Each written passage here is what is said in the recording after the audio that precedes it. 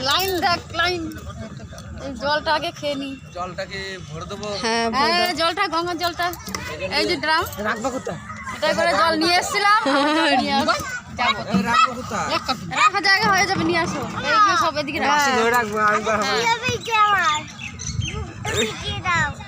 মুখটা ভিজাই দে খিদে পেলে ওর মুখ ভিজাতে হয় জল দিয়ে ভিজা চিল্লাচ্ছিস কেন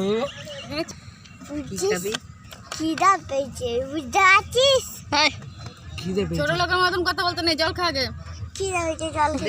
জল খেলেই মুখ ভিজে যাবে দিদা একটু দে দিদা একটু জল ছোট লোকের মতন কথা আরে ওনা একটু জল দে আগে কি আছে খাবি